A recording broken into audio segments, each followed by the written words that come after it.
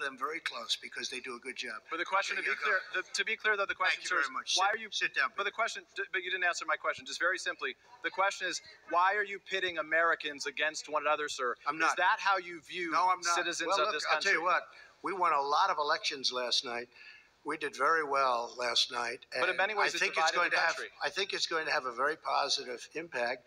I watched NBC this morning. They didn't report it exactly correctly, but that's, that's the fact with NBC. Nothing I can do about that. But I want this country to have protection. We want security in our country. I want security, Peter. I mean, you maybe don't think it's so important. And I think when you don't have it, you are indeed unleashing crime. I feel that. You said you were in New Jersey, where thousands and thousands of people were cheering as that building was coming down. It's a fabrication of a really sick person. New Jersey, Jersey City, but parts of New Jersey. I saw people getting together and in fairly large numbers celebrating as the World Trade Center was coming down, killing thousands of people, thousands and thousands of people. People are still dying over what happened to the World Trade Center, and they're dying a terrible death. And I saw people, and I saw them on television, and I read about it on the internet, and I read about it. So they said, oh, we can't find anything, Mr. Trump. It's just...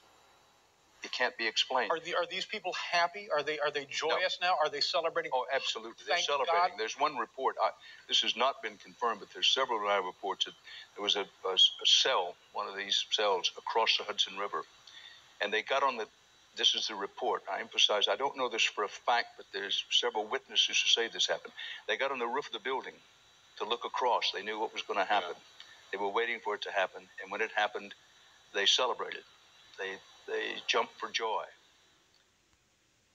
And this is where I'm looking, and all of a sudden, down there, I see this van parked, and I see 3 guys on top of the van, and I could see that they were like happy. They didn't look shocked to me.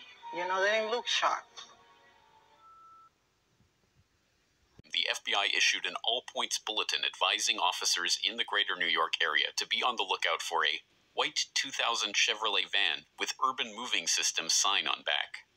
At 3:56 p.m., the van was spotted traveling eastward on State Route 3 in New Jersey and pulled over by Officer Scott DiCarlo and Sergeant Dennis Ravelli of the East Rutherford Police Department. Inside, they found 5 men: Sivan Kurzberg and his brother Paul, Yaron Schmel, Oded Elner, and Omar Marmari. A major terrorist manhunt began, and just 6 hours after the attack, the van was stopped at a roadblock by patrolman Scott DiCarlo. We were asked to detain the van and the passengers. They were just removed from the vehicle, patted down for safety precaution, and detained. 911 call at 4104. I think once the FBI arrived, one of them stated that they were on our side. So there's something to that effect. According to the police report of the incident, Sivan Kurzberg told Officer DiCarlo, "We are Israeli. We are not your problem. Your problems are our problems. The Palestinians are the problem." They were working for Urban Moving, a shipping and storage firm run by an Israeli businessman who often employed Israeli students without work permits. The men say there was an innocent explanation for what was found in the van and their behavior on 9/11. They were, they say, simply on a working holiday.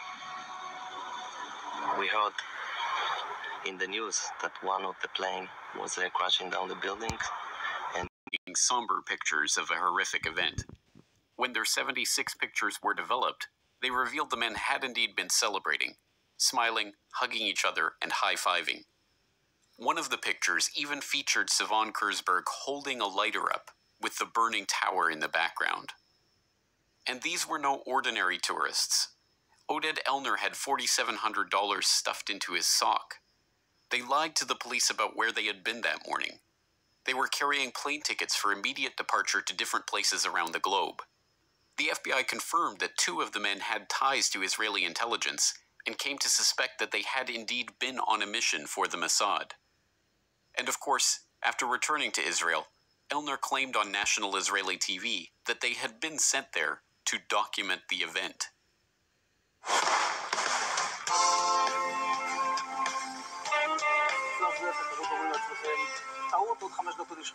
And at that point, we were taken for another round of questioning, this time related to our allegedly being members of Mossad. The fact of the matter is, we are coming from a country that experiences terror daily. Our purpose was to document the event. Their purpose was to document the event? Point. Before the second plane strike, when those few who even knew about the situation had assumed it to be an accident or pilot error. And when did they arrive at the parking lot to document the event anyway? The FBI reports show how the men gave confused and often conflicting accounts of when and how they learned about what was happening and when they arrived at the parking lot. Oded Elner even said they had arrived there shortly after 8 a.m., which would have been 45 minutes before the attacks even began. This is in line with one of the eyewitnesses that had placed their urban moving systems van at the parking lot at 8 a.m. How could they have been in place and ready to document the event unless they knew what was about to happen? More than 60 Israelis have been arrested or detained, either under the new Patriot anti-terrorism law or for immigration violations. A handful of active Israeli military were among those detained, according to investigators, who say some of the detainees also failed polygraph questions when asked about alleged surveillance activities against and in the United States. There is no indication that the Israelis were involved in the 9/11 attacks, but investigators suspect that the Israelis may have gathered intelligence about the attacks in advance and not shared it. A highly placed investigator said there are, quote, tie-ins, but when asked for details, he flatly refused to describe them, saying, quote, evidence linking these Israelis to 9/11 is classified. I cannot tell you about evidence that has been gathered. It's classified information. Classified documents obtained by Fox News indicate that even prior to September 11th, as many as 140 other Israelis had been detained or arrested in a secretive and sprawling investigation into suspected espionage by Israelis in the United States. Investigators from numerous government agencies are part of a working group that's been compiling evidence since the mid-90s. These documents detail hundreds of incidents in cities and towns across the country that investigators say, quote, may well be an organized intelligence gathering activity. The first part of the investigation focuses on Israelis who say they are art students from the University of Jerusalem and Bezalel Academy. They repeatedly made contact with U.S. government personnel, the report says, by saying they wanted to sell cheap art or handiwork. Documents say they, quote, targeted and penetrated military bases, the DEA, FBI, and dozens of other government facilities, and even secret offices and unlisted private homes of law enforcement and intelligence personnel. The majority of those questioned, quote, stated they served in military intelligence, electronic surveillance intercept, and or explosive ordnance units. In and on the U.S., a General Accounting Office investigation referred to Israel as Country A and said, quote, according to a U.S. intelligence agency, the government of Country A conducts the most aggressive espionage operation against the U.S. of any U.S. ally. The fight began over the summer, went to unusual lengths to keep it secret, ordering reporters off an entire floor.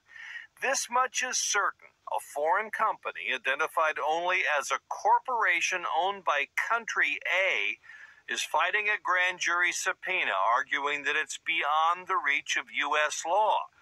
But the company, whatever and wherever it is, was found in contempt of court for refusing to comply with a subpoena and ordered to pay a fine for every day it resists. The company appealed, and Chief Justice John Roberts has now put everything on hold, including the fine. He ordered the government to respond. Secrecy of the grand jury investigation. So this case is entitled in re grand jury. It doesn't even identify the parties or even the prosecutors involved. We do know that it's Mueller's office because of some good reporting by Politico, who had a reporter sitting in the courtroom, sitting in the court clerk's office, waiting for a filing to be made, and then connected this case to Mueller. Here's what we know. We know that since August, this case has been furiously litigated in the D.C. federal courts. It started in the district court, went to the Court of Appeals, went back to the district court, went back up to the Court of Appeals. There have been many motions. There have been many supplemental filings. It's all been quite mysterious. There was even some speculation that it might be Trump himself who was subpoenaed here. The court clerk's office fed that. The day of the argument, they cleared the entire floor of the D.C. Circuit Courthouse. I've never heard of that happening before, in order to preserve the identity of even the lawyers who were involved. We did learn... I'm sorry, go ahead. Yeah, we did learn just before, the week before Christmas, the D.C. Circuit ruled that for Mueller, for the prosecutors, saying that a company who they described as the corporation, which they described as being owned by Country A, were the targets of the subpoena, and overruling each of their legal objections to providing the information. So the district court in this case ruled for Mueller's office and against the corporation. Of advanced knowledge of what was going to happen on 9/11, how clear are investigators that some Israeli agents may have known something? Well, it's very explosive information, obviously. Communications company for whom a half dozen of those 60 detained suspects worked. American investigators fear information generated by this firm may have fallen into the wrong hands and had the effect of impeding the September 11th terror inquiry. Here's Carl Cameron's second report. Fox News has learned that some American terrorism investigators fear certain suspects in the September 11th attacks may have managed to stay ahead of them by knowing who and when investigators are calling on the telephone. How? By obtaining and analyzing data that's generated every time someone in the U.S. makes a phone call. What's sitting in state, please? Here's how the system works. Most directory assistance calls and virtually all call records and billing in the U.S. are done for the phone companies by Amdocs Limited, an Israeli-based private telecommunications company. Amdocs has contracts with the 25 biggest phone companies in America and more worldwide. The White House and other secure government phone lines are protected, but it is virtually impossible to make a call on normal phones without generating an Amdocs record of it.